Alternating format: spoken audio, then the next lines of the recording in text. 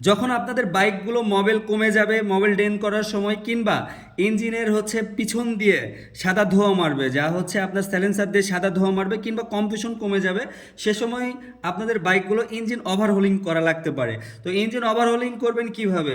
যদি পারেন head cylinder block change করবেন, না হলে বোরিং করবেন। বোরিং করে একটা পিস্টন পিস্টন যে পিস্টনটা এটা নষ্ট হয়ে গেছে, ছিলে গেছে, সেহেতু নতুন একটা পিস্টন লাগাবেন।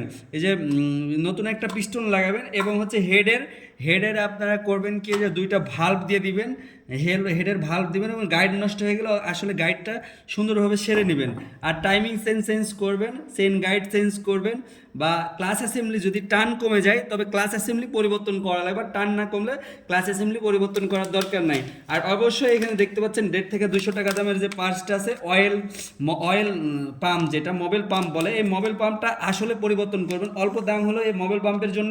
আপনি যদি ইঞ্জিন ওভারহোলিং করেন তারপরেও সঠিক সমাধান পাবেন না, যদি অয়েল পাম্পটা নষ্ট হয়ে যায়, পিস্টন বেশি দিন লাস্টিং করবে না, হেডে কম মোবিল গেলে পিস্টনটা ছিলে যাবে বা নষ্ট হয়ে যাবে।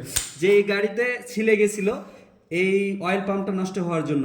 তো ভিডিও ভালো লাগলে লাইক, কমেন্ট এবং শেয়ার করবেন, এবং অবশ্যই পাশে থাকবেন নতুন নতুন ভিডিওর জন্য, এবং কমেন্টে সমস্যাগুলো আমাকে বলবেন।